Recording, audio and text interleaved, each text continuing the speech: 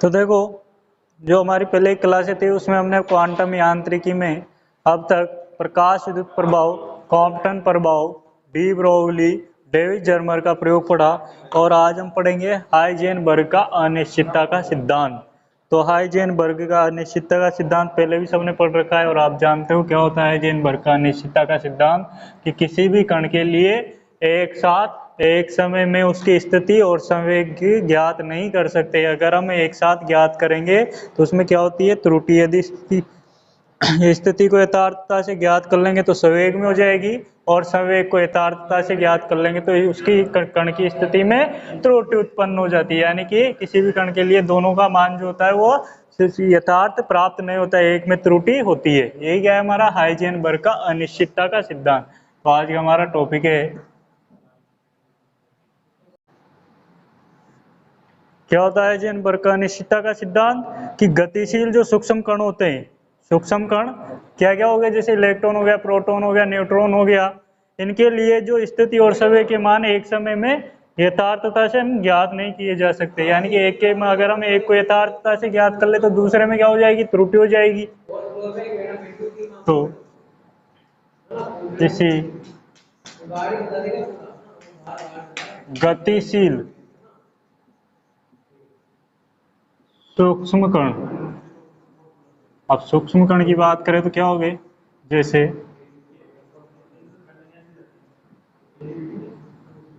Electron, proton और neutron. किसी गतिशील सूक्ष्म कण क्या क्या हो गए, जैसे इलेक्ट्रॉन हो गया, हमारा प्रोटॉन हो गया, सब सूक्ष्म कण ही है। तो प्रोटॉन न्यूट्रॉन के लिए स्थिति और जो संवेग के मान है वो एक समय में यथार्थता से हम ज्ञात नहीं कर सकते।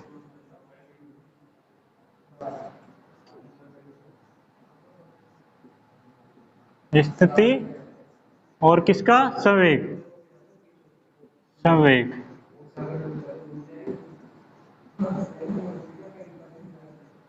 एक समय में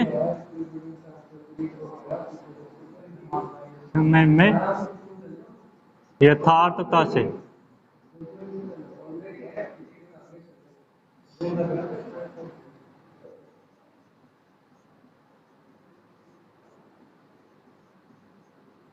किए जा सकते।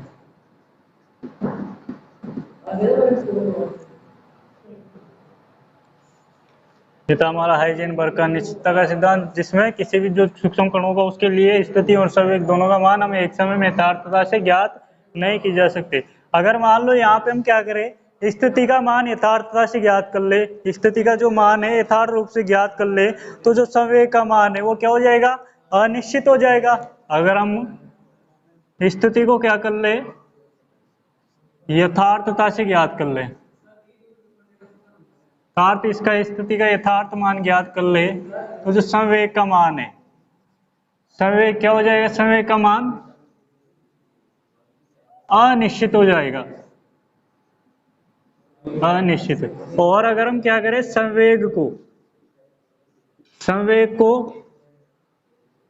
यथार्थ, संवेग का यथार्थ मान ज्ञात कर ले, तो जो स्थिति होती है उसका मान क्या हो जाता है, अनिश्चित हो जाता है।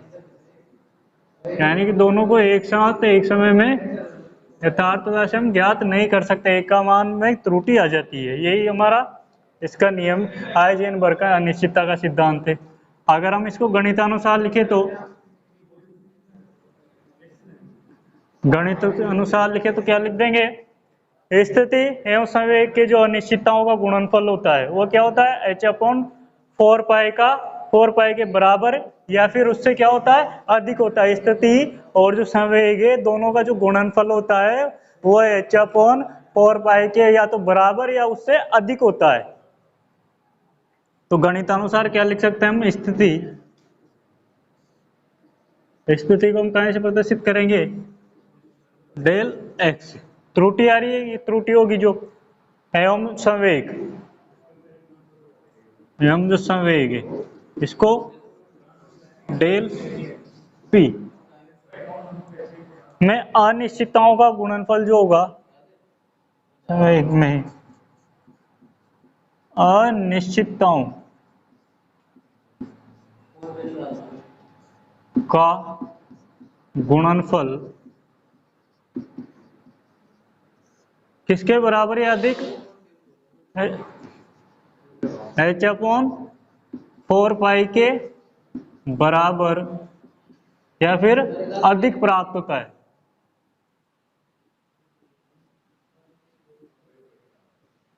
बराबर या अधिक होता है। स्थिति और समय की जो अनिश्चितता है उन दोनों का जो गुणनफल है वो क्या होता है? एच अपॉन 4 पाई के बराबर या अधिक। तो इसको हम क्या लिख सकते हैं? डेल है किसके दोनों का गुणनफल है? स्थिति और समय की अनिश्चितता का, तो बराबर या अधिक। इसको हम इस प्रकार से लिख देंगे एच अपॉन 4 पाई। ये क्या है हमारे हाइजेनबर्ग। जहां पर देखें हम डेल एक्स क्या है? स्थिति में अनिश्चितता। संवेग डेल पी क्या है? संवेग में अनिश्चितता। एच क्या है? प्लांक स्थिरांक।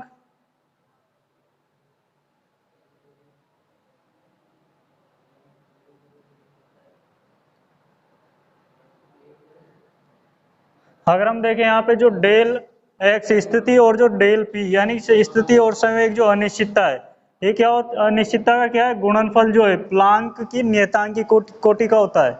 तो हम इसको देखो किस प्रकार भी लिख सकते हैं। तो देखो यहाँ पे डेल एक्स व डेल पी, डेल एक्स और डेल पी का जो गुणनफल है, गुणनफल डेल एक्स और डेल पी का गुणनफल प्लांक नियतांक की, प्लांक नियतांक की कोटि का होता है।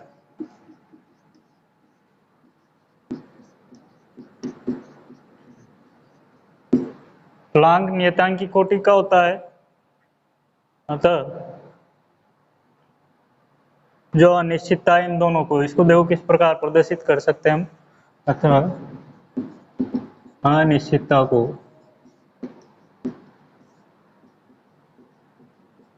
तो निम्न प्रकार भी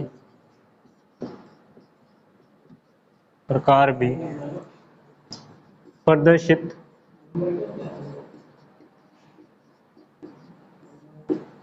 किया जा सकता है।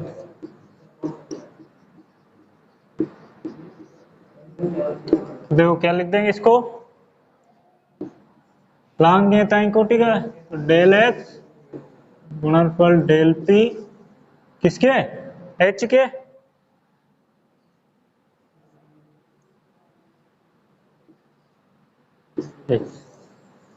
ये भी लिख सकते हैं। ये होगी हमारे पास समीकरण 2। तो एक बार इसका स्क्रीनशॉट लो सब यहां तक का, कि कोई भी गतिशील कण होगा उसके लिए जो स्थिति और संवेग, स्थिति और संवेग, कोई सूक्ष्म कण में कोई भी गतिशील सूक्ष्म कण, उसके लिए जो स्थिति और संवेग का मान है वो एक समय में यथार्थता से ज्ञात नहीं कर सकते। अगर हम स्थिति को यथार्थता से ज्ञात कर ले तो संवेग के मान में क्या आ जाती है? अनिश्चितता आ जाती है। संवेग को यथार्थता से ज्ञात कर ले तो स्थिति के मान में क्या आ जाती है? अनिश्चितता आ जाती है। अगर हम इसको गणितानुसार लिखे तो क्या लिख सकते हैं कि स्थिति में जो स्थिति और संवेग की जो अनिश्चितता का गुणनफल है वो किसके बराबर या अधिक होता है? एच अपॉन 4 पाई के। तो हमने क्या लिख दिया? स्थिति और संवेग की अनिश्चितता का जो गुणनफल है वो किसके बराबर या अधिक है? एच अपॉन 4 पाई के। और अगर हम देखें यहाँ पे जो स्थिति और संवेग में अनिश्चितता गुणनफल है वो प्लांक नियतांक की कोटि का है। तो इसको हम क्या लिख सकते हैं? डेल एक्स डेल पी बराबर पी, सॉरी एच। तो इसका स्क्रीन आगे देखते हैं हम इसको। लेकिन हम जानते हैं कि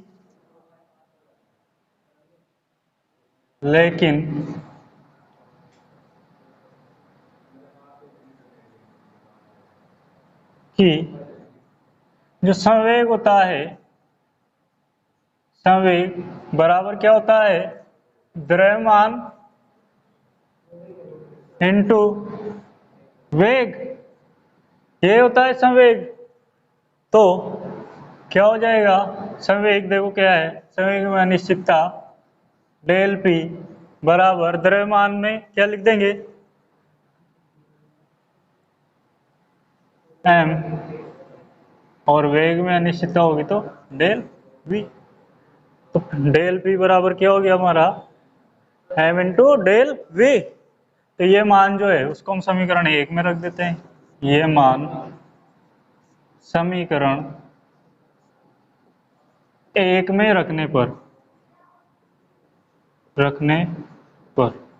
देखो समीकरण 1 क्या थी हमारी, डेल एक्स गुणनफल डेल पी, तो पी की जगह क्या रख दे m del v, m del v बराबर किसके एच अपॉन 4 पाई।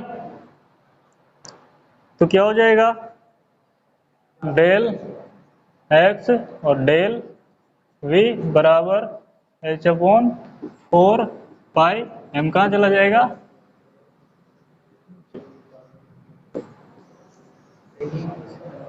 समीकरण 3। तो एक बार इसको जल्दी से स्क्रीनशॉट ले लो। इसके बाद इसकी अनिश्चितता के सिद्धांत जो हाइजेनबर्ग के अनिश्चितता का सिद्धांत है, इसकी उत्पत्ति देखते हैं किस प्रकार से इसकी उत्पत्ति होती है। और जो सिद्धांत है हाइजेनबर्ग का जो अनिश्चितता का सिद्धांत है क्या कहाँ लागू होता है, केवल सूक्ष्म कणों पर लागू होता है, क्योंकि जो सूक्ष्म कण होते हैं उनके संवेग का जो मान है वो कितना हो जाता है शून्य हो जाता है। संवेग का मान शून्य हो जाता है, अतः हम क्या कर लेते हैं स्थिति का जो मान है वो शुद्ध रूप से ज्ञात कर लेते हैं सूक्ष्म कणों पर। तो कहाँ लागू होता है सूक्ष्म कणों पर, क्योंकि जो सूक्ष्म कण होते हैं उनका संवेग का मान कितना हो जाता है 0 हो जाता है, शून्य हो जाता है। तो हम इस स्थिति को शुद्धता से ज्ञात कर लेते हैं। चलो अगला हाइजेनबर्ग के अनिश्चितता के सिद्धांत की उत्पत्ति। हाइजेनबर्ग के अनिश्चितता के अनिश्चितता के सिद्धांत की उत्पत्ति।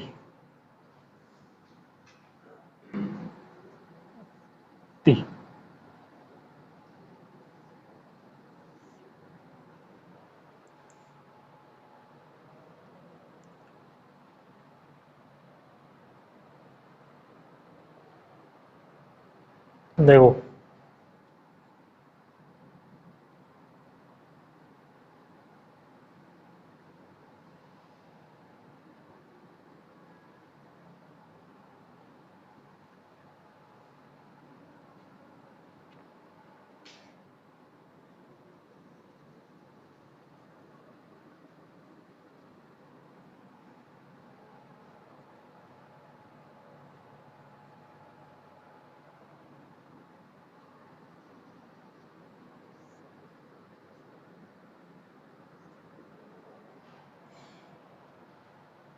ये होगी हमारी एक्स अक्ष।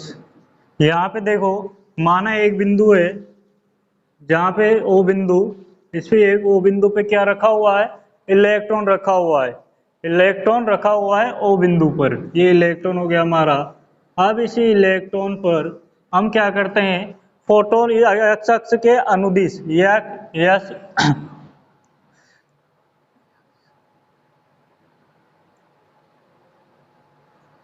एक्स अक्ष के अनुदिश, तो देखो ये ओ बिंदु पे इलेक्ट्रॉन और एक्स अक्ष के अनुदिश इस पे फोटोन आपतित करते हैं। तो यहाँ पे फोटोन आपतित किया जाता है जिसका जो संवेग है वो कितना है हमारा एच अपॉन लेमडा। इस फोटोन का संवेग कितना है एच अपॉन लेमडा संवेग है इसका, ठीक है। आपतित किया और देखते इसमें क्या होती है टक्कर। तो इस टक्कर को हम क्या करेंगे सूक्ष्मदर्शी के द्वारा देखेंगे। तो देखो जो सूक्ष्मदर्शी के द्वारा देखा जाता है तो इसके लिए जो सूक्ष्मदर्शी की विभेदन क्षमता होती है, सूक्ष्मदर्शी की विभेदन क्षमता होती है उसके लिए देखो समीकरण जो होती है वो क्या होती है हमारी डेल एक्स बराबर लेमडा डैश 2 साइन थीटा। ये होती है सूक्ष्मदर्शी की जो विभेदन क्षमता है उसके लिए समीकरण, जहां थीटा क्या होता है हमारा विभेदन कोण, जहां थीटा क्या है विभेदन कोण। विभेदन कोण।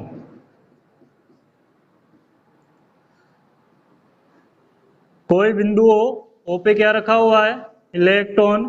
इस इलेक्ट्रॉन पर हम क्या करते हैं, फोटोन आपतित करते हैं। इस फोटोन का जो संवेग है वो कितना है, h upon lambda. h upon lambda इसका क्या है, संवेग है। तो जैसे ही ये संवेग किससे टकराता है, इलेक्ट्रॉन से टकराता है। तो इन दोनों में जो टक्कर हो रही है उसको हम किसके द्वारा देख रहे हैं, सूक्ष्मदर्शी के द्वारा देखेंगे। सूक्ष्मदर्शी के द्वारा देखेंगे। सूक्ष्मदर्शी की विभेदन क्षमता होती है वो कितनी होती है, डेल एक्स। विभेदन क्षमता जो की समीकरण है वो है डेल एक्स बराबर लेमडा डेश 2 sin थीटा, जहां पे थीटा क्या है, हमारा विभेदन कोण है। ठीक है यहां तक का। तो देखो आगे, अब आगे क्या होगा, फोटोन इलेक्ट्रॉन से टकरा कर, जैसे ही फोटोन है वह, ये फोटोन इलेक्ट्रॉन से टकरा कर जो कुछ संवेग जो होता है इसका, वो किसको प्रदान कर देगा, जैसे यहाँ पे टक्कर होगी इन दोनों में, इलेक्ट्रॉन और फोटोन में, तो ये कुछ संवेग किसको प्रदान कर देगा, इलेक्ट्रॉन को प्रदान कर देता है। और टक्कर के पश्चात जो इसका संवेग है वो क्या हो जाएगा, h अपॉन लेमडा डैश। जैसे टक्कर इसको प्रदान किया तो यहाँ से क्या होगा, चलिए तो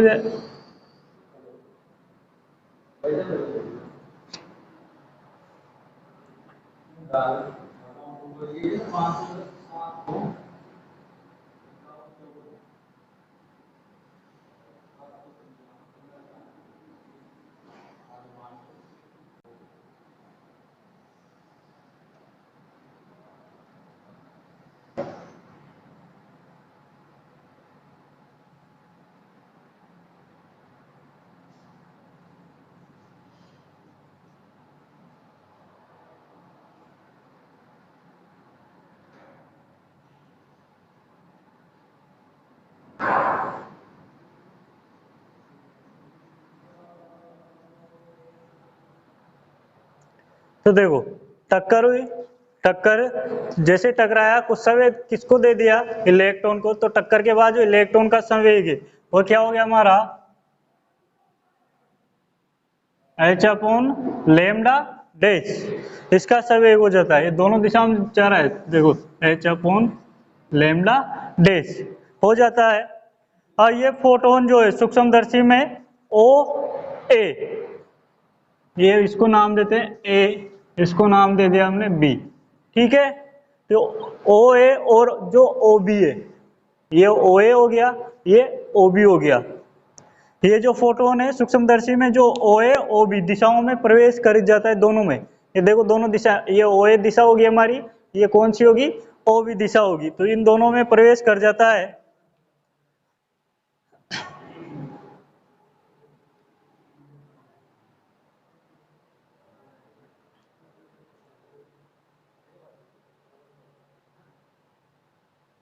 अगर हम देखें यहाँ पे कोण बन रहे जो थीटा, बताओ कितना, 90। और ये यहाँ से यहाँ तक का पूरा भी कितना हो जाएगा, 90 डिग्री। ठीक है, तो ये टकरा के बाद संवेग दिया और ये दोनों दिशाओं में चला जाता है। तो अब देखते हैं हम यहाँ पे ओए जो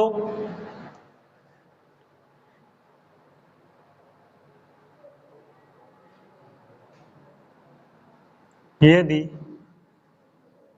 फोटोन, यदि फोटोन कौन सी दिशा में, ओए, यदि फोटोन ओए दिशा में प्रवेश करता है तो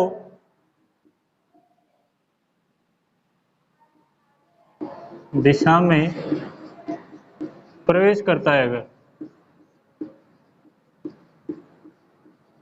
ओए दिशा में प्रवेश करता है तो इलेक्ट्रॉन को दिया हुआ संवेग, तो इलेक्ट्रॉन को जो दिया हुआ संवेग है हुआ संवेग क्या हो जाएगा, संवेग को कहीं से पी से, पी डे P1, दो है यहाँ पे, दोनों के लिए ज्ञात करें तो इसको लिख देते हैं हम P1 बराबर क्या हो जाएगा, बोलो कोई क्या हो रहा है, टक्कर से पूर्व, टक्कर के बाद दोनों देखेंगे तो टक्कर से पूर्व कितना था, h अपॉन लेमडा।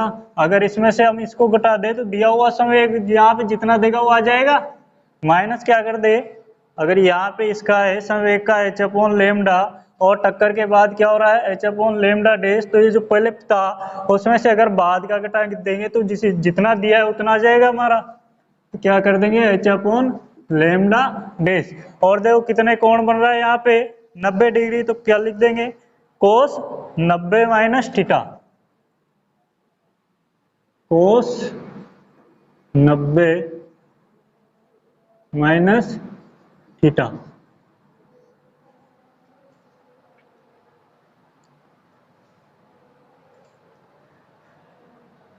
अब ये कोस जो 90 माइनस थीटा है वो किसके बराबर होता है साइन थीटा के बराबर होता है। तो अब इसकी जगह क्या लिख देंगे कोस, चूंकि यहाँ लिख लेना पीछे, चूंकि कोस 90 माइनस जो थीटा है ये किसके बराबर साइन थीटा के बराबर होता है।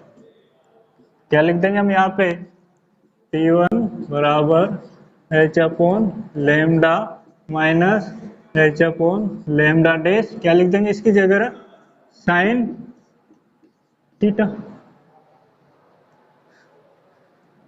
तो ये जो संवेग है हमारा वो ये दिशा में जो जब जाएगा तो दिया हुआ संवेग आ जाएगा।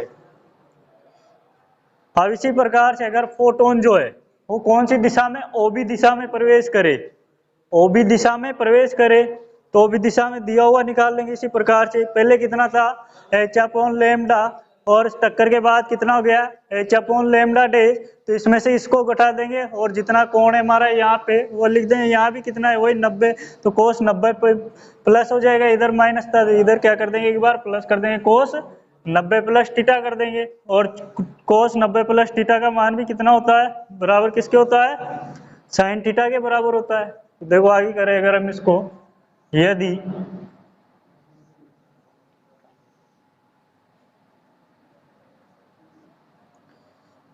फोटोन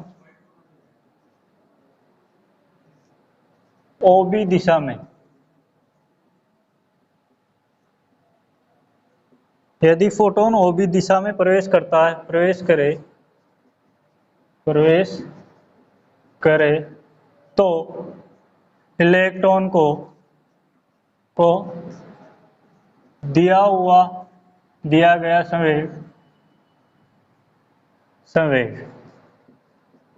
क्या हो जाएगा। देखो यहाँ पे P1 ले रहे थे तो यहाँ पे क्या ले लेंगे P2, दिया हुआ संवेग है क्या हो जाएगा P2 बराबर, अब देखो पहले कितना था एच अपॉन लेमडा, अब बाद में कितना है एच अपॉन लेमडा डैश, और देखो कोण 90 तो क्या हो जाएगा कोस 90 प्लस थीटा। चूंकि हम जानते हैं कि कोस 90 प्लस थीटा जो है वो क्या होता है किसके बराबर साइन थीटा, तो इसकी जगह क्या रख देंगे P2 बराबर H upon lambda minus H upon lambda dash sine theta. तो वो भी दिशा में जाएगा जब हो जाएगा दिया हुआ संवेग।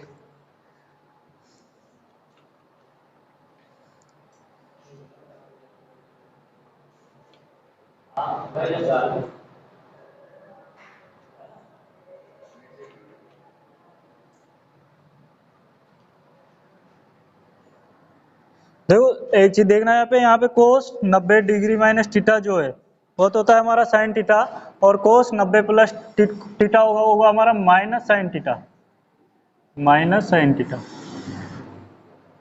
तो यहाँ पे क्या हो जाएगा माइनस साइन थीटा।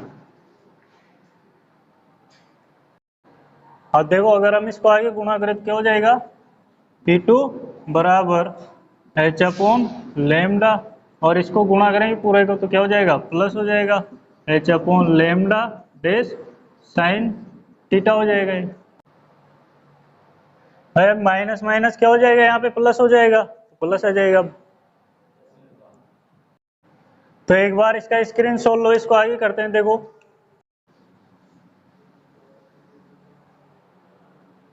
तो देखो संवेग में अगर हम संवेग की अनिश्चितता निकालें, अतः संवेग में अनिश्चितता संवेग में क्या करें, अनिश्चितता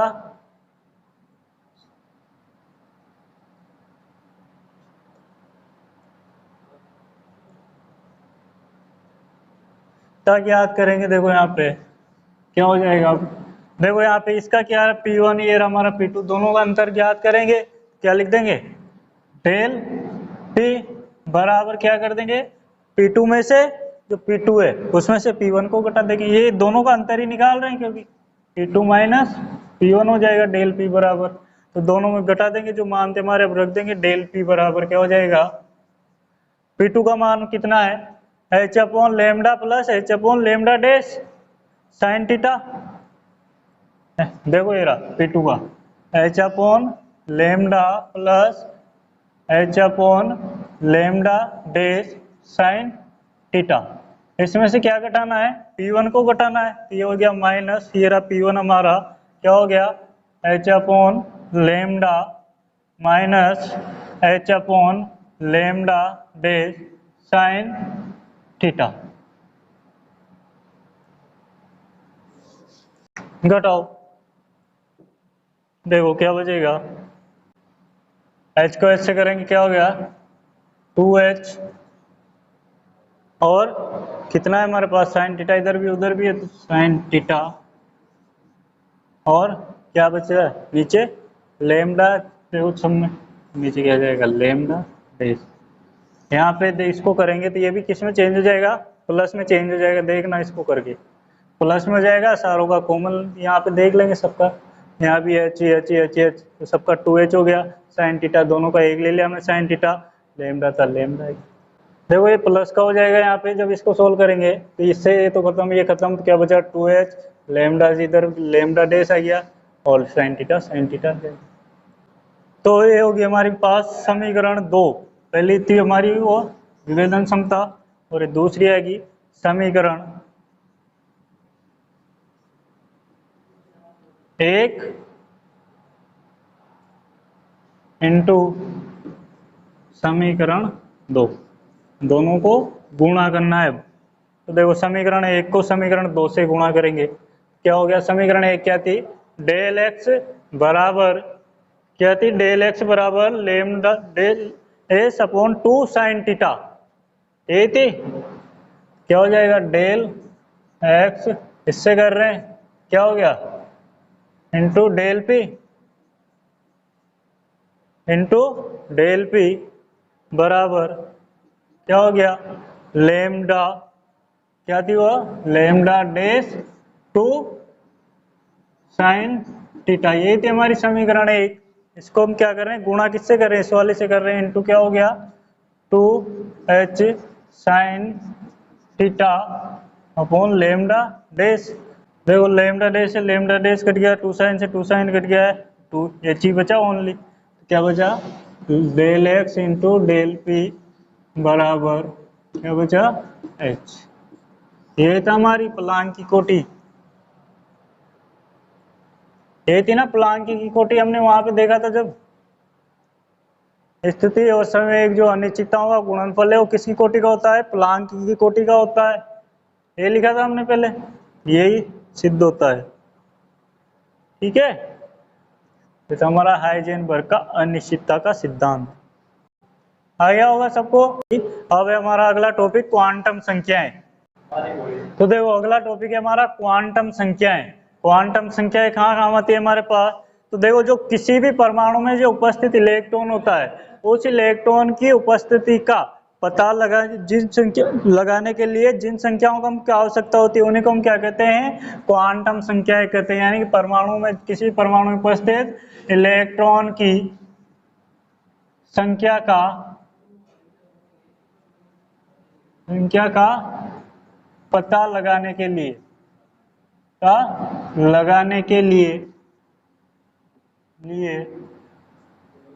आवश्यक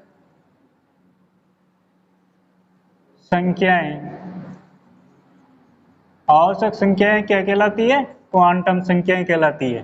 किसी भी परमाणु में इलेक्ट्रॉन की स्थिति का पता लगाने के लिए जो संख्या आवश्यक होती है उन्हीं को हम क्या कहते हैं, क्वांटम संख्या कहते हैं। क्वांटम संख्या जो होती है हमारी वो कितने प्रकार की होती है, 4 प्रकार की होती है। कौन कौन सी? मुख्य क्वांटम संख्या, दिग्वंशी क्वांटम संख्या, चुंबकीय क्वांटम संख्या और चक्रण क्वांटम संख्या। कौन कौन कितने प्रकार की होती है? 4 प्रकार की। चारों के नाम देखो कौन कौन सी। पहली हमारी मुख्य क्वांटम संख्या, मुख्य क्वांटम संख्या, जिसको हम कहाँ से प्रदर्शित करते हैं, n से प्रदर्शित करते हैं। और ये किसके लिए होती है? जो कक्षक होते हैं, कोष होते हैं परमाणु में, परमाणु में कोष या जो कक्षा होती है हमारी उसके लिए कोष। दूसरी होती है हमारी दिग्वंशी क्वांटम संख्या, सी क्वांटम संख्या, जिसको हम प्रदर्शित करते हैं L से। और ये किसके लिए होती है? उपकोष, जो कोष होते हैं उनको जानकारी देती। तीसरी होती है हमारी चुंबकीय क्वांटम संख्या, चुंबकीय क्वांटम संख्या, जिसको हम प्रदर्शित करते हैं M से। और ये होती है कक्षक के लिए। और जो चौथी होती है वो होती है हमारी चक्रण क्वांटम संख्या, चक्रण क्वांटम संख्या, जिससे इसको कहाँ से प्रदर्शित करते हैं? इससे। और इससे हमें क्या पता लगता है? इलेक्ट्रॉन का चक्रण की वामावर्त दक्षिणावर्त, इसके द्वारा हम पता लगा सकते हैं। तो देखो तुमने पहले भी पढ़ रखी है ये, इतना ज्यादा इनके बारे में मुझे यहाँ बताने की जरूरत नहीं है। सबके बारे में सबको निकालना आती है, क्वांटम संख्या किस प्रकार से निकाली जा सकती है। लेकिन एक बार फिर मैं तुम्हारे लिए बता देता हूँ थोड़ा थोड़ा इन सबके बारे में। जो मुख्य क्वांटम संख्या होती है वो इलेक्ट्रॉन के कोष के किसके बारे में जानकारी दे रही है हमें? देखो कोष के बारे में जानकारी देती है। और जो मुख्य इसे हम प्रदर्शित कहाँ से कर रहे हैं? देखो n से प्रदर्शित कर रहे हैं। और इस क्वांटम संख्या के लिए जो 1 से अनंत तक का जो कोई भी मान होता है वो संभव हो सकता है। कहाँ से कहाँ तक का? 1 से अनंत तक का, अनंत तक का कोई भी मान संभव हो सकता है। 1 से अनंत यानी कितने भी कोष हो सकते हैं, कक्षाएं हो सकती है। यानी कि 1 से अनंत तक कोई भी जो पूर्णांक है वो संभव हो सकता है इसके लिए। ठीक है, ये थी हमारी मुख्य क्वांटम संख्या। सारी तीनों चीजें दिख रही है तो मुख्य क्वांटम संख्या प्रदर्शित है n से करते हैं।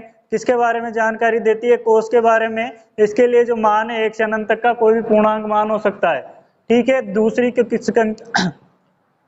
इसकी विशेषता देखें तो जो है ये मुख्य क्वांटम संख्या क्या करती है? इलेक्ट्रॉन की जो नाभिक से दूरी होती है, इलेक्ट्रॉन और नाभिक के बीच की जो दूरी होती है उसको ये प्रदर्शित करती है। और n के मान में जैसे जैसे वृद्धि होती जाएगी, यानी कि जो मुख्य क्वांटम संख्या है उसके मान में क्या होगी? वृद्धि होगी। तो इलेक्ट्रॉन की जो नाभिक से दूरी है वो भी क्या होती चली जाएगी?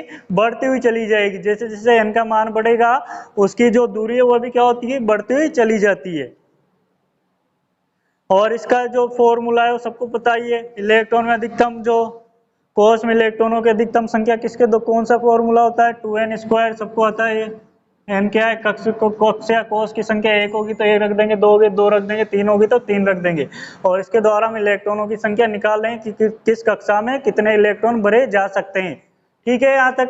इसके बाद दूसरी आती है हमारी दिग्वंशी क्वांटम संख्या। दिग्वंशी क्वांटम संख्या की बात करें तो इसको हम प्रदर्शित कहाँ से करते हैं? L से प्रदर्शित करते हैं। और किसके बारे में जानकारी देती है? उपकोष के बारे में हमें जानकारी देती है। और जो इसके लिए मान होते हैं L के मान 0 से, इसके लिए मान कहाँ से? 0 से n-1 तक के मान हो सकते हैं। 0 से n-1 तक के मान हो सकते हैं इसके लिए।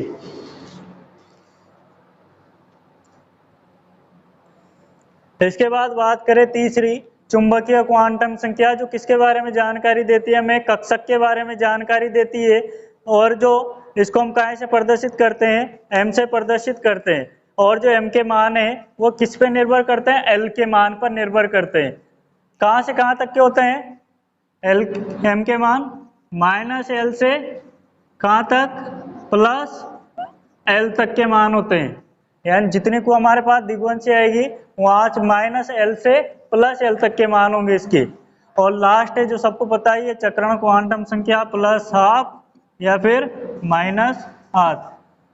अगर दक्षिणावर्त तो +12, वामावर्त तो -12, क्लॉकवाइज एंटी क्लॉकवाइज। तो ये थी हमारे चारों क्वांटम संख्या है, जो बस इतना सही है इनके बारे में। मुख्य क्वांटम संख्या कैसे प्रदर्शित की, एन से किसके बारे में जानकारी, कोस के बारे में, और इसके मान 1 से अनंत तक। इसका फॉर्मूला क्या होता है, तो इलेक्ट्रॉनों की संख्या ज्ञात करने का 2n² होता है। और इसके अलावा इस क्वांटम संख्या, इस किसी भी कोष में अधिकतम कक्षकों की जो संख्या होती है वो किसके द्वारा, n² द्वारा। कक्षकों की जो संख्या है वो किसके द्वारा निकालते हैं, n² के द्वारा निकालते हैं। इलेक्ट्रॉनों की अधिकतम संख्या है वो तो किससे, 2n² से। और जो कक्षकों की संख्या होगी वो किसके द्वारा निकालेंगे, n² से। जैसे n बराबर क्या दे दिया हमारे लिए, n बराबर क्या है, कौन सा, पहला। अब इसके लिए हमें कक्षकों की संख्या ज्ञात करनी है, क्या हो गया, n²। तो 1 का स्क्वायर करेंगे तो कितना है, 1, यानी कितने कक्षक, 1 कक्षक, यानी कि 1s। इसी प्रकार से जितना भी n का मान होगा उससे हम कक्षक की संख्या यहाँ पे निकाल देंगे। जितने कक्षक होंगे मान रख के निकाल देंगे। दिग्वंशी क्वांटम संख्या प्रदर्शित L से किसके बारे में जानकारी, उपकोष के बारे में। मान जो है 0 से n-1 तक के मान होते हैं। अगर L का मान 1 है तो L का मान 0 है तो गोलाकार होंगे कक्षक। 1 आ जाता है कैसा हो जाता है कक्षक, डमलाकार हो जाता है। 2 हो जाते हैं तो द्विडमलाकार, और 3 हो जाता है मान, तो कैसी संरचना हो जाती है उसकी, त्रिविम जटिल संरचना F कक्षक की जो होती है। ठीक है। इसके बाद बात करें चुंबकीय क्वांटम संख्या प्रदर्शित हमने कहाँ से की, M से की। मान जो किसके बारे में जानकारी दे रही है, कक्षक के, और जो मान है L- से L+ तक के इसके मान होते हैं। और चक्रण क्वांटम संख्या जो दक्षिणावर्त और वामावर्त, तो ये होगी हमारी पूरी क्वांटम संख्या। अब एक क्वेश्चन है इसका, वो तुम्हें करना है, वो लिखो क्रोमियम के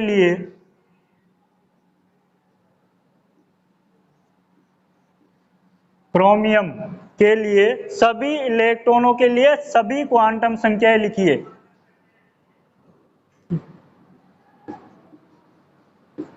सभी इलेक्ट्रॉनों के लिए सभी क्वांटम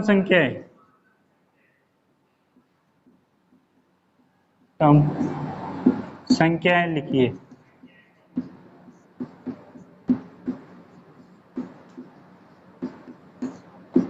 लिखना है इसको, सारे इलेक्ट्रॉन, जितने भी इलेक्ट्रॉन है क्रोमियम में, सबके लिए लिखनी है।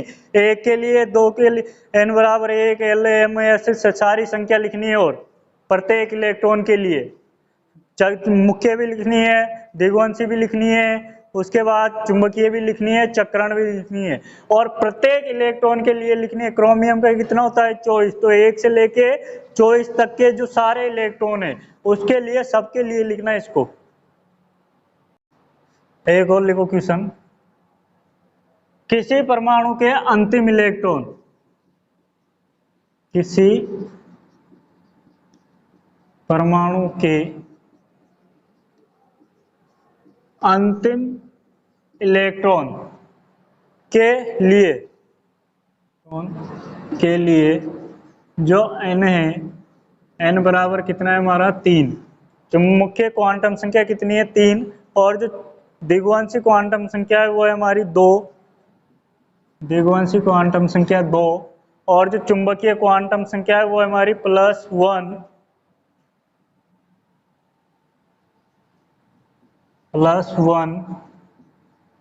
और जो हमारी चक्रण क्वांटम संख्या है S, वो है हमारी -12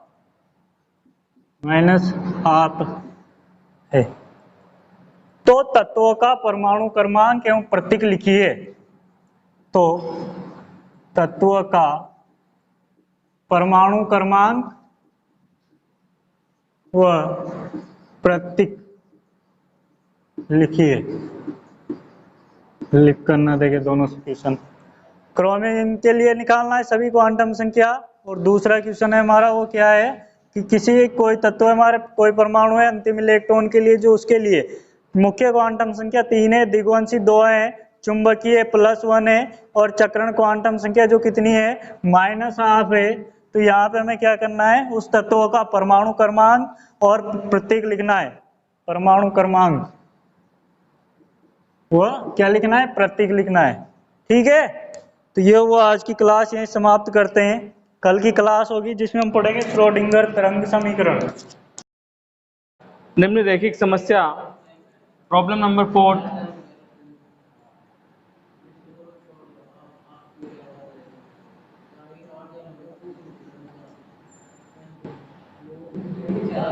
निम्न एलपीपी रैखिक प्रोग्रामिंग समस्या का लेखाचित्र विधि से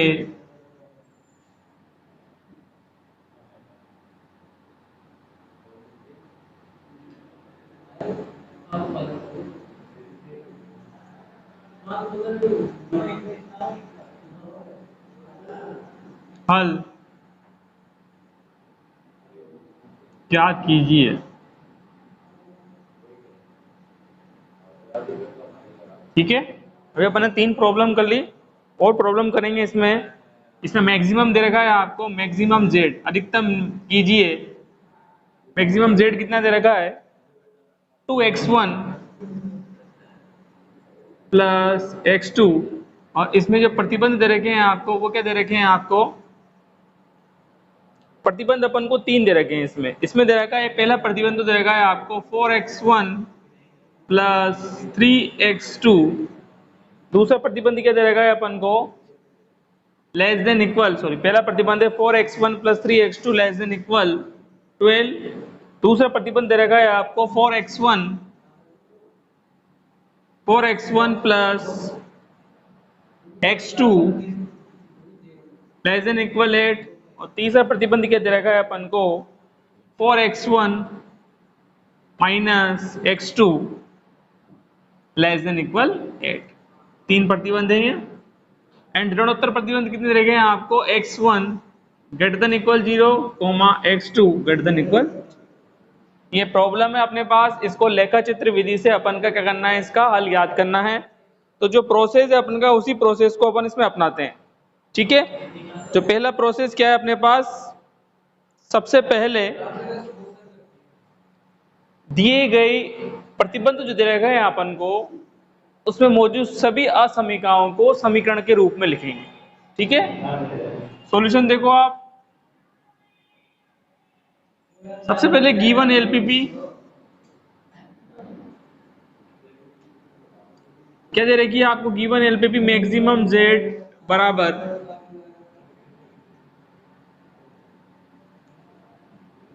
2x1 plus x2 equation first. इसमें प्रतिबंध क्या दे रखे हैं आपको 4x1 plus 3x2 less than equal 12, 4x1 plus x2 less than equal 8, 4x1 minus x2 less than equal 8। ठीक है, ये 3 दे रखी है आपको असमीका। अब ऋणोत्तर प्रतिबंध कितना दे रखा है आपको, x1 greater than equal 0, x2 greater than equal 0। ठीक है, अब इसको थोड़ा लैंग्वेज में लिख लेते हैं। चूंकि प्रतिबंध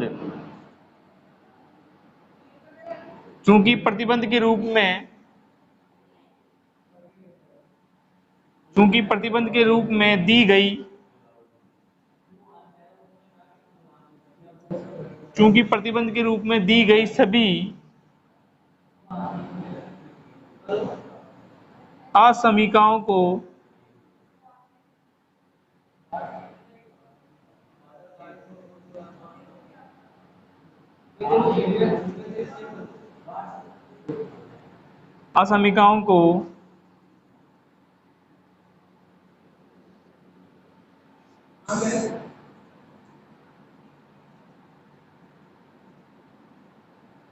समीकरणों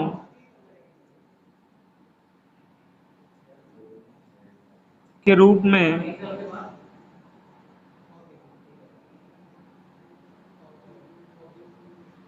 लिखने पर ठीक है, समीकरण के रूप में लिखने पर कितना आएगा 4x1 प्लस 3x2 बराबर 12, 4x1 प्लस x2 बराबर 8। तीसरा क्या है 4x1 माइनस x2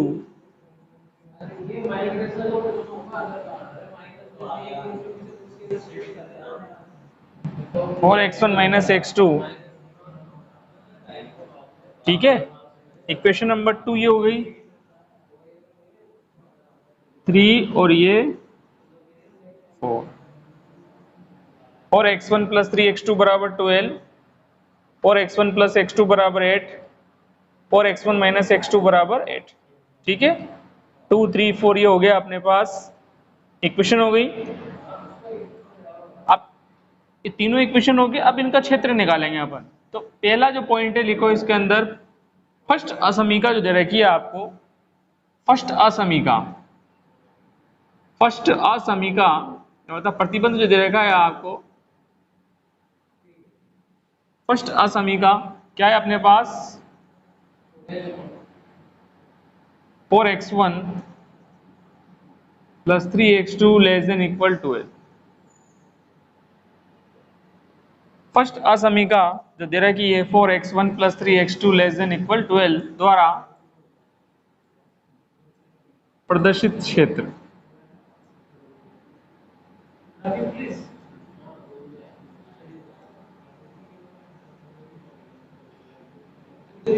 ठीक है। अब पहली वाली असमीका को अपन लैंग्वेज में लिख देते हैं, दूसरी और तीसरी को अपन शॉर्ट में लिख देंगे।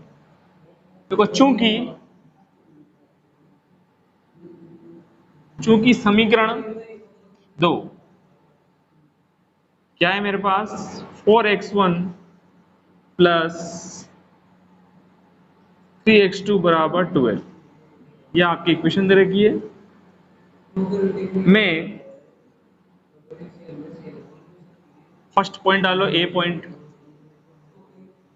x2 बराबर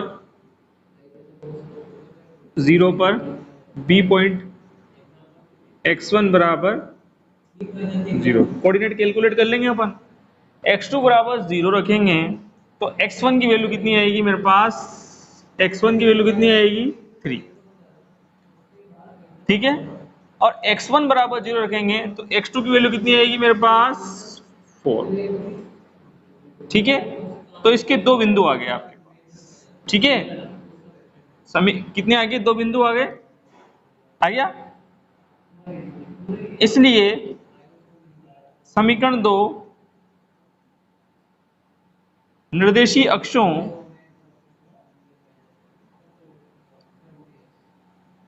चूंकि समीकरण 2 निर्देशीय अक्षों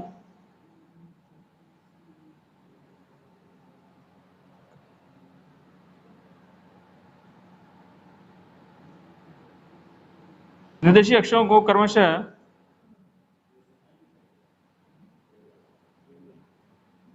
x और y निर्देशीय अक्ष को क्रमशः बिंदु A, तो पहला जो पॉइंट है ये वाला, ये बिंदु A हो जाएगा और ये B हो जाएगा। बिंदु A के कोऑर्डिनेट 3,0, इसके 0,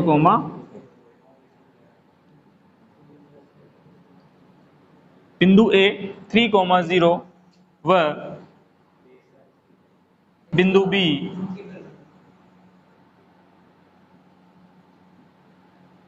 0,4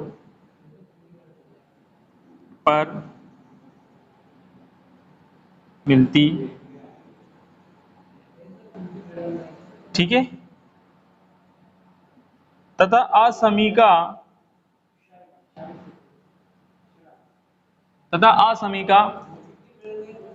4x1 plus 3x2 less than equal 12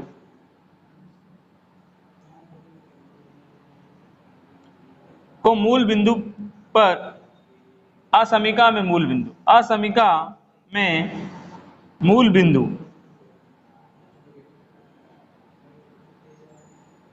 zero comma zero प्रतिस्थापित करने पर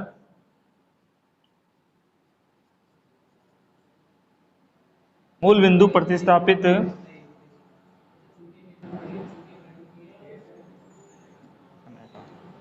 कितना आएगा? 0 प्लस 0 बराबर 0, अर्थात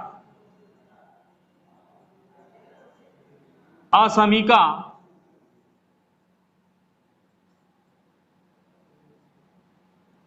असमीका संतुष्ट होती है।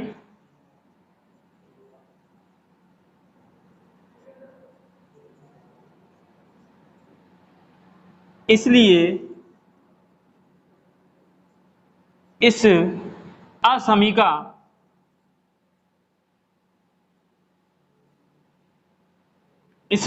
असमीका का हल क्षेत्र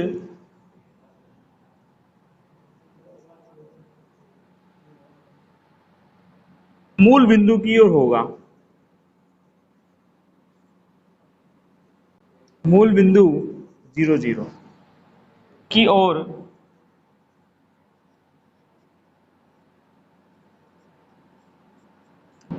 ठीक है, ये अपने क्या हो गया? इस असमीका द्वारा प्रदर्शित क्षेत्र हो गया इसका, इसी लैंग्वेज में लिखना है। अब दूसरी असमीका क्या है उसकी अपन लिखेंगे, तो इसको मिटा देते हैं अपन।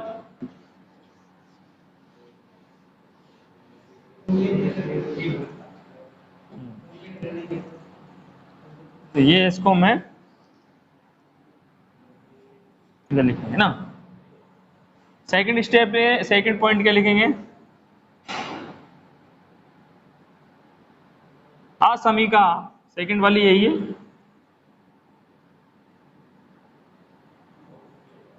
असमीका 4x1 plus x2 less than equal 8,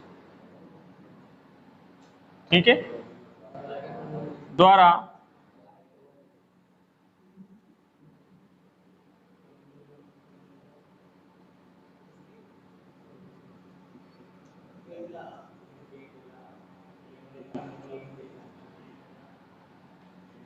प्रदर्शित क्षेत्र। चूंकि समीकरण तीन थी ना, कौन सी थी? हाँ, समीकरण 3 4x1 प्लस x2 बराबर 8 में, हाँ क्या हुआ? असमीका में A पॉइंट और B पॉइंट x2 बराबर 0 पर और ये x1 बराबर 0 पर, ठीक है। इस जैसे इक्वेशन में करा था वैसे ही अपन को इसमें करना है। x2 बराबर 0 पर, x2 बराबर 0 पर x1 की वैल्यू कितनी आएगी? x2 की वैल्यू 0 रखूंगा तो x1 की वैल्यू कितनी आएगी मेरे पास? 2, और x1 की वैल्यू 0 रखेंगे तो x2 बराबर कितना आएगा मेरे पास? 8, ठीक है। तो इससे अपन को दो बिंदु प्राप्त होंगे। तो C बिंदु कितना प्राप्त हुआ मेरे को पास? 2,0 और D बिंदु क्या प्राप्त हुआ मेरे पास?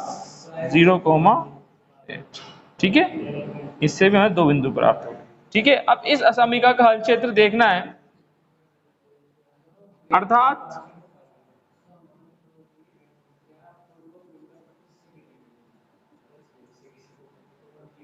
असमीका क्या दे रखी है आपको? 4x1 प्लस, डायरेक्ट लिख दें इसके अंदर, तथा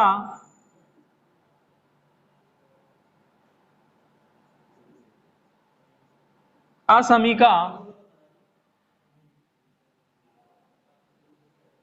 4x1 plus x2 less than equal 8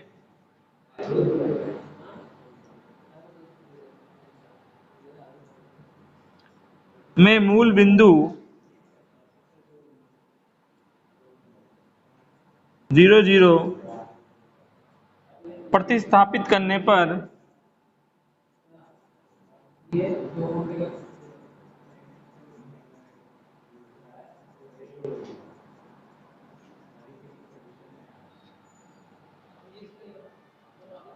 है, प्रतिस्थापित करने पर अब मैं एक कोऑर्डिनेट यहाँ लिख देता हूं ताकि अपन ग्राफ बनाएंगे तो याद रहेंगे। जो पहला कोऑर्डिनेट यहाँ निकला था अपने पास, क्योंकि मिटाऊंगा पूरा 3,0,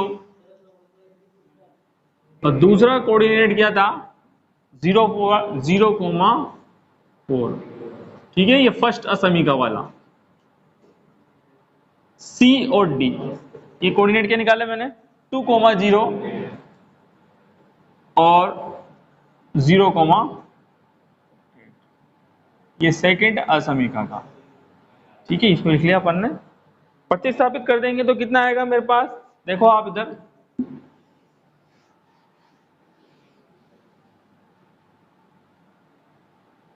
दिस इंप्लाइज दैट 0 + 0 = 0। ठीक है, अर्थात असमीका संतुष्ट होती है।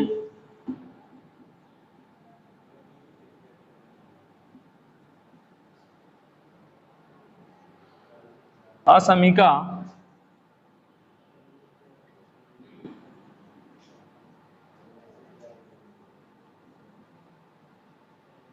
ठीक है, और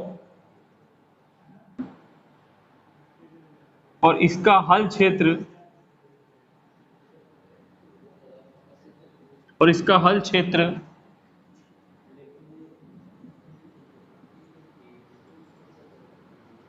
मूल बिंदु की ओर होगा, और इसका हल क्षेत्र कहां होगा, मूल बिंदु की ओर।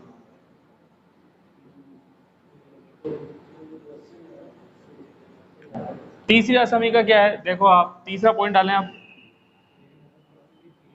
तीसरी असमीका है 4x1 + 4x1 - x2 ≤ 8। 4x1 - x2 ≤ 8 द्वारा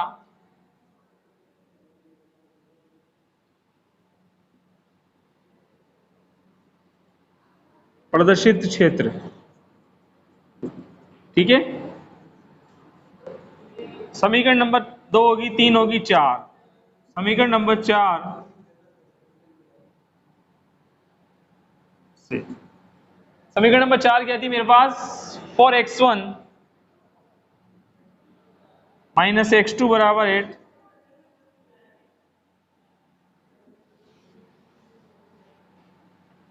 ठीक है,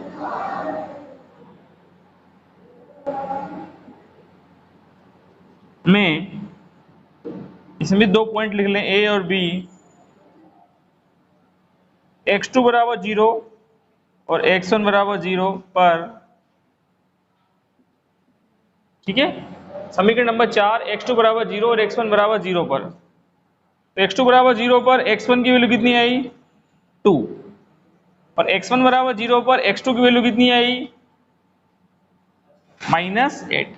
और x1 - x2 था, x2 = 0 रखा तो x1 की वैल्यू कितनी आएगी, x2 = 0 पर x1 = 2, और x1 की वैल्यू 0 रखेंगे तो x2 की वैल्यू कितनी आएगी -8।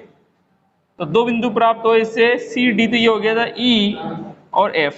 E कितना हो गया 2,0 और F कितना हो गया 0, -8। अब असमीका संतुष्ट होती है कि नहीं होती, समीका संतुष्ट हो रही है, अर्थात यह असमीका, यह असमीका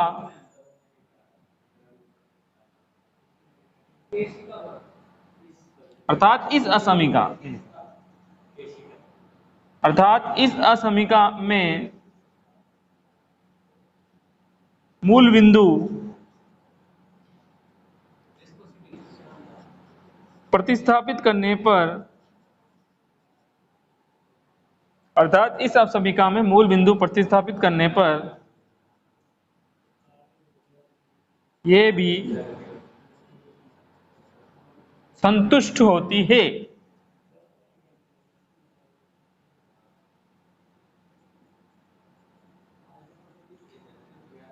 इसलिए इसका हल क्षेत्र मूल बिंदु की ओर होगा। ठीक है, ये आप तीनों समीकरण वाला हो गया। 2,0 0,8 अपन के। अब इसके कोऑर्डिनेट कितने निकले थे ई बिंदु के? ई एफ, ई और एफ के, इसके कितने निकले? 2,0 हो गया इसका, इसका कितना हो गया? 0, माइनस। ठीक है, अब सेकंड हो गया, थर्ड हो गया। अब इसके बाद देखो फोर्थ पॉइंट, मिटाते हैं इसको। x1 की वैल्यू 0 रखेंगे तो x2 की वैल्यू कितनी आएगी? -8। निकाल ली, मिटा देते हैं इसको ना। फोर्थ क्या आएगा? x1 > 0 तथा x2 > 0 द्वारा प्रदर्शित क्षेत्र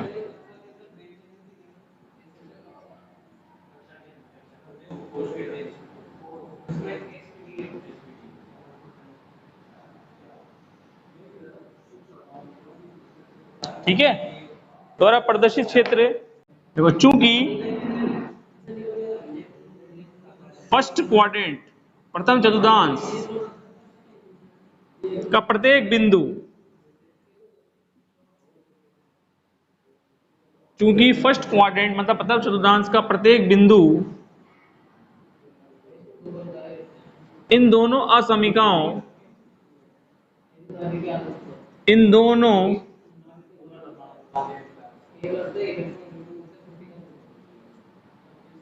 दोनों असमीकाओं को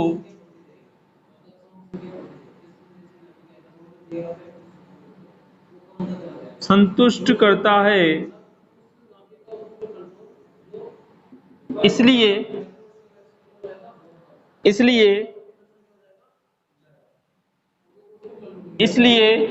x > 0 व x2 > 0 द्वारा प्रदर्शित क्षेत्र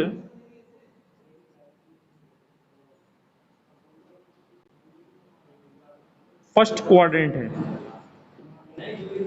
ठीक है, इन दोनों द्वारा प्रदर्शित क्षेत्र कहां होगा? First quadrant. अब अपन पॉइंट निकाल लिए मैंने, अब सारे पॉइंटों को अपन ग्राफ में प्लॉट करेंगे। देखो आप,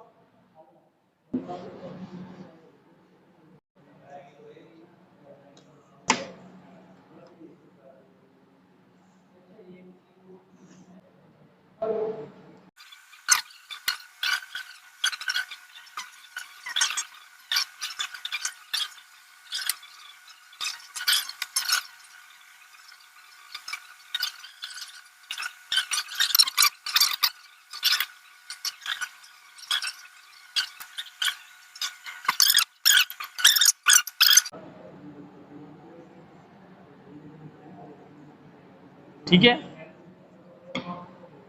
ये बी बिंदु हो गया आपके पास। ठीक है, और ये मूल बिंदु की ओर होगा। अभी देख चेक कर लेंगे, मूल बिंदु की ओर होगा ये। सी तो कितना है? 2,0। ठीक है, पहला कोऑर्डिनेट ए और बिंदु बी अपने आलेख में अपन ने प्लॉट कर लिए। अब सी और डी,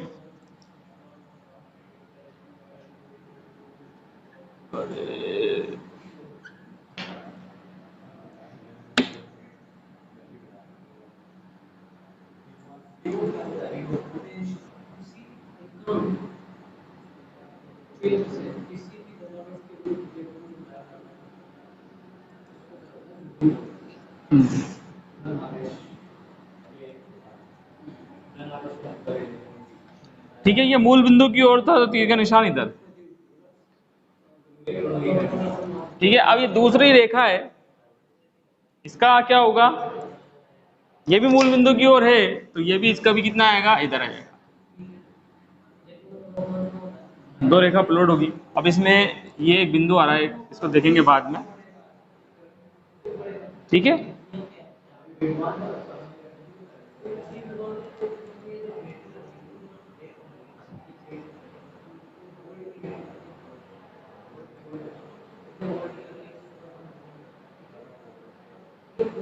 अब तीसरा जो बिंदु है 0,8, तो 0x बराबर 0 ये यहाँ आएगा इस पे ये, ठीक है। 0,8 है अपने पास, ये भी मूल बिंदु की ओर आएगा,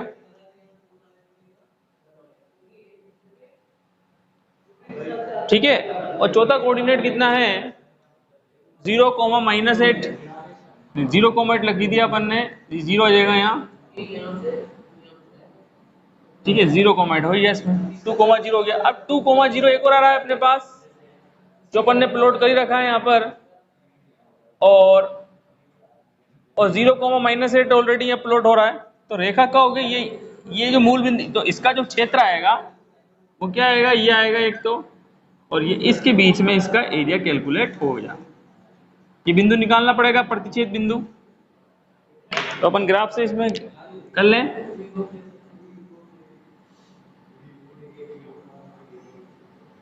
ये अपने पास नया बिंदु ले लेते हैं P। तो एरिया यहाँ कैलकुलेट करना है। सुसंगत क्षेत्र क्या आ गया अपने पास,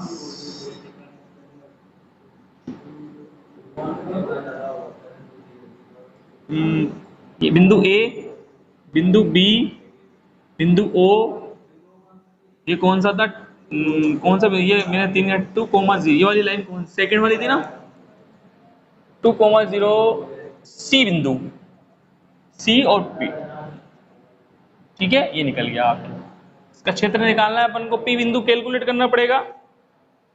तो P बिंदु कैलकुलेट करने के लिए अपन को रेखा देखनी पड़ेगी और अपन को कैलकुलेट करना पड़ेगा, ठीक है। तो अपने पास छायांकित क्षेत्र वाला कौन सा गया, P बिंदु। देखो आप लैंग्वेज में लिख लें इसको, देखेंगे इसके अंदर, ठीक है। देखो यहां बिंदु P, दोनों रेखाओं, इसके नीचे लिख दें,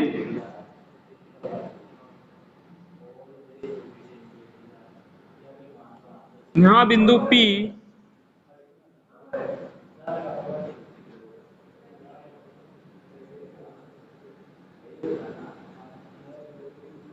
दोनों रेखाओं का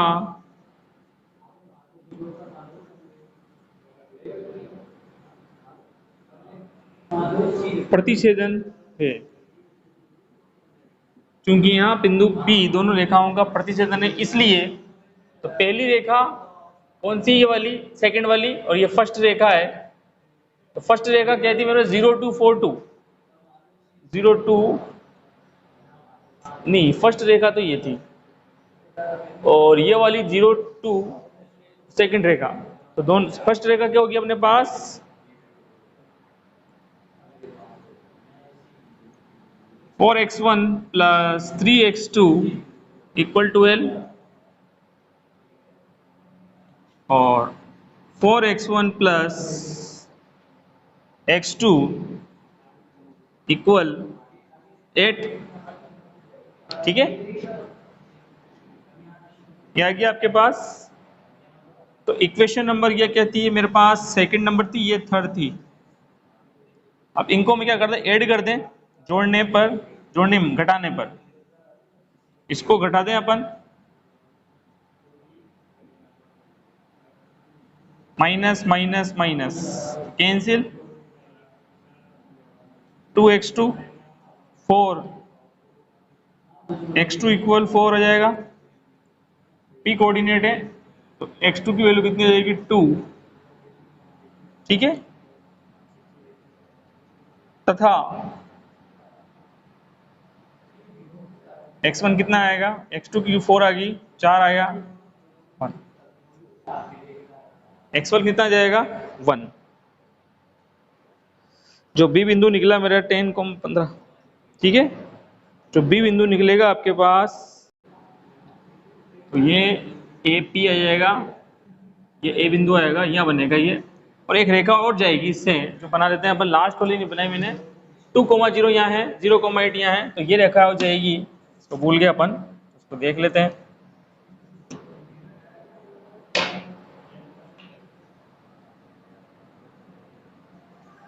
करेक्शन कर लेते हैं इसको, ठीक है।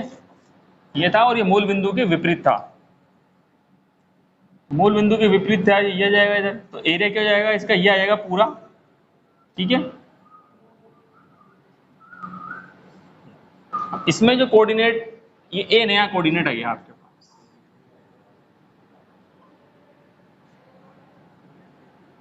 और एक पी बिंदु आ गया यहाँ पर, ये पी बिंदु बन ही रहा है।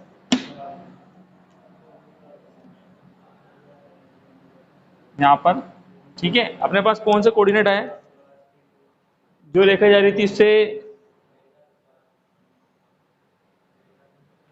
एक रेखा अपने यहाँ, तो अपने जो एक रेखा यहाँ टच हो रही थी, एक बिंदु आ रहा था यहाँ, अपन ने पी बिंदु नाम दे दिया। तो ये रेखा, इसको सही तरीके, ये आ गया x1। अब इसमें देखो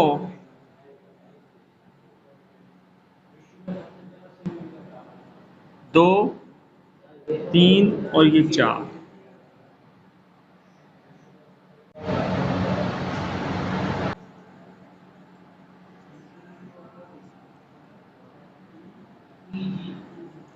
दूसरा कोऑर्डिनेट दिया था 2,0 और 0,8।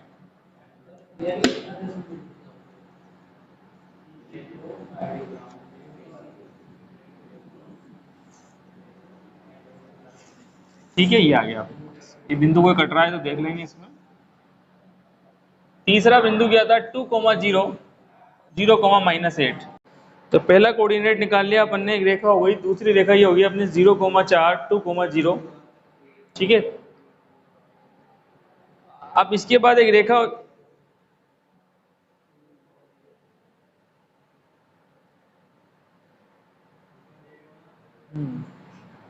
क्या था अपने पास 2,0।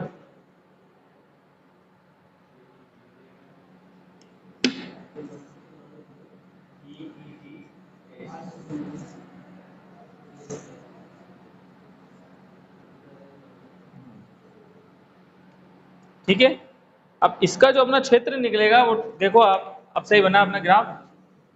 एक तो ये निकलेगा, ये अपने ये और ये, ठीक है, ये कौन सा बिंदु नाम दिया बता मैंने, P। तो ये एरिया निकलेगा अपने, ठीक है, तो ये कौन कौन से टच पे हो रहा है, एक तो O बिंदु, D बिंदु, P बिंदु और A बिंदु, ये आपका सुसंगत क्षेत्र है। ठीक है ना, सुसंगत क्षेत्र अपने पास ये आ गया।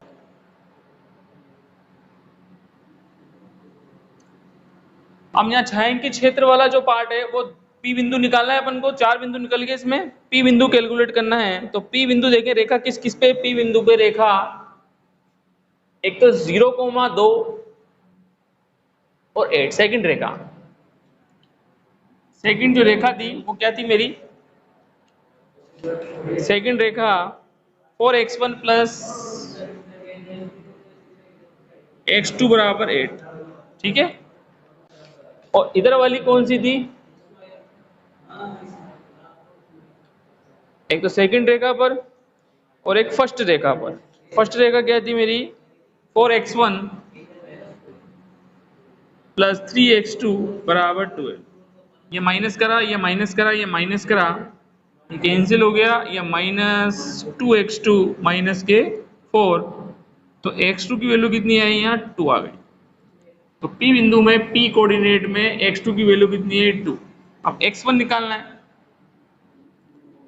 तो 4x1 प्लस 2 बराबर 8, 4x1 बराबर 6, x1 बराबर 3/2। तो x1 की वैल्यू कितनी आई मेरे पास, 3/2। ठीक है, ग्राफ सही से बनाना है अपन को।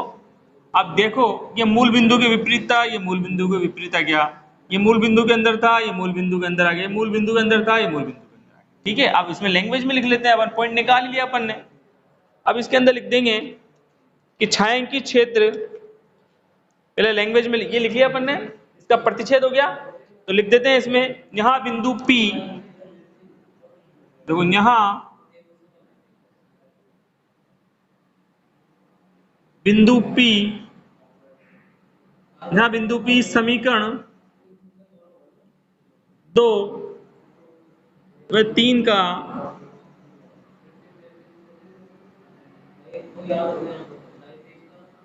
प्रतिच्छेदन है, इसलिए P कितना हो जाएगा 3/2 ठीक है। प्रतिच्छेदन है, प्रतिच्छेदन है ना। बिंदु P समीकरण 2 व 3 का प्रतिच्छेदन से प्राप्त होता है, ऐसे लिख दो आप, प्रतिच्छेदन से प्राप्त होता है, ठीक है। तो बिंदु P क्या निकला 3/2, 2, ठीक है। अतः छायांकित क्षेत्र, अतः छायांकित क्षेत्र, छायांकित क्षेत्र क्या था O B P A, अतः छायांकित क्षेत्र O B P A उपरोक्त असमीकाओं का उभयनिष्ठ क्षेत्र प्रदर्शित करता है। उपरोक्त असमीकाओं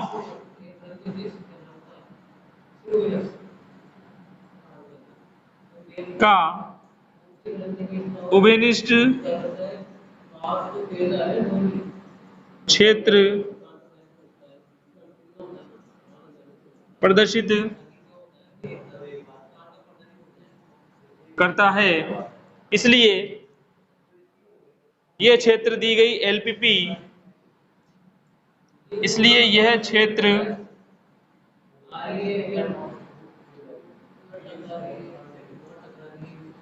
दी गई LPP का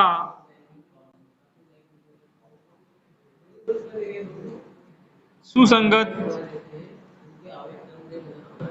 क्षेत्र है, दी गई LPP का सुसंगत हल क्षेत्र है,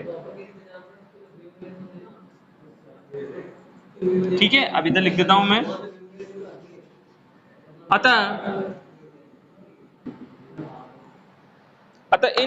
अतः छायांकित सुसंगत क्षेत्र,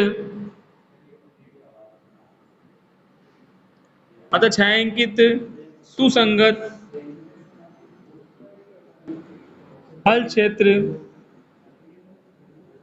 अतः छायांकित सुसंगत हल क्षेत्र के शीर्ष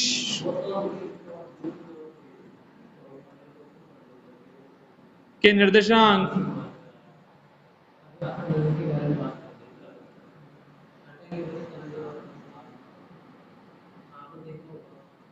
शीर्ष के निर्देशांक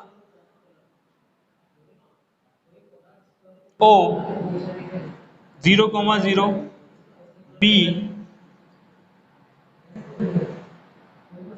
0,0 ये बिंदु हो गया B 0,4 P 3/2, 2 व A बिंदु B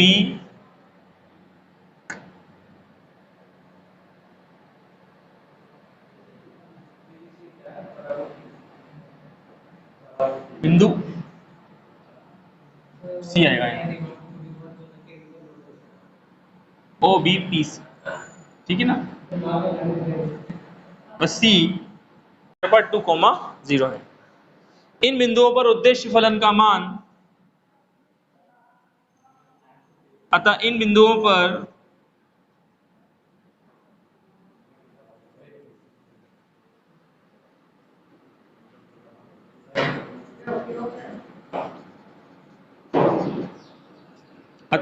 पर उद्देश्य फलन का मान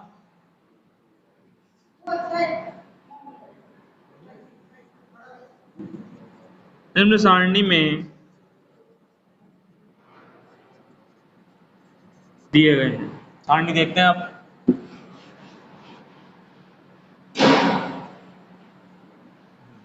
सबसे पहले शीर्ष, उसका O B P C,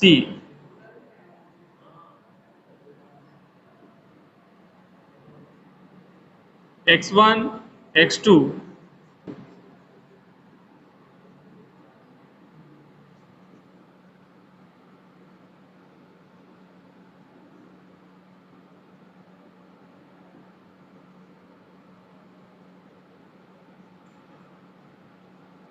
उद्देश्य फलन z का मान, z कितना है मेरे पास,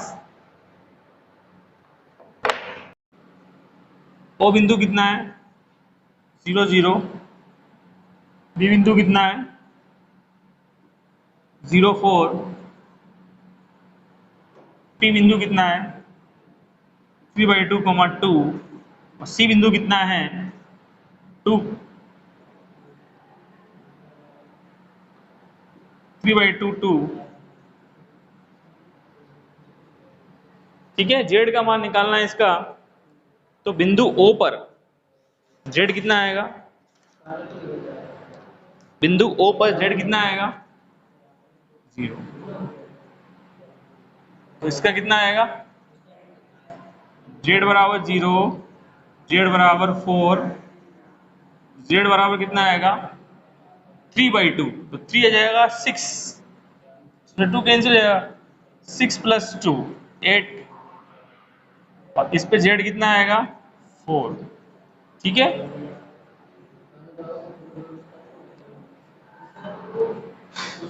थ्री बाई टू कोमा 2, 3 + 2, 2 से 2 कैंसिल हो जाएगा, 3 + 2 5 आएगा यहाँ। ठीक है, क्या करना है आपको, इसको अधिकतम करना है, तो इसके क्या होंगे आपके दो वैल्यू समान आ गई, तो इसके क्या होंगे अधिकतम कितना है, ये उद्देश्य फलन का मान कितना आएगा आपके पास, मैक्सिमम कितना है यहां पर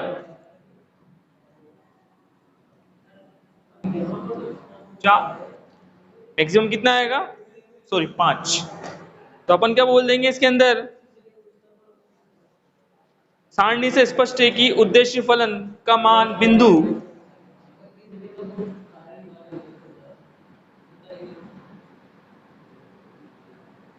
सारणी से स्पष्ट है कि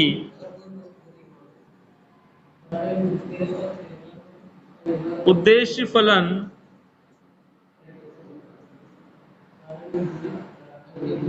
z का, उद्देश्य फलन z का बिंदु, उद्देश्य फलन z का मान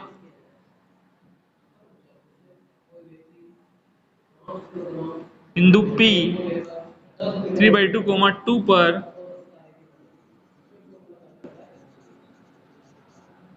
मैक्सिमम है, बिंदु P 3/2, 2 पर मैक्सिमम है,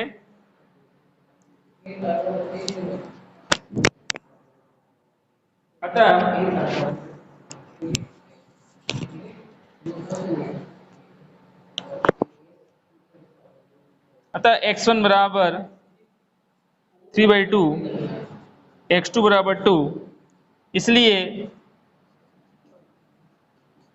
दी गई LPP, इसलिए दी गई LPP का इष्टतम हल है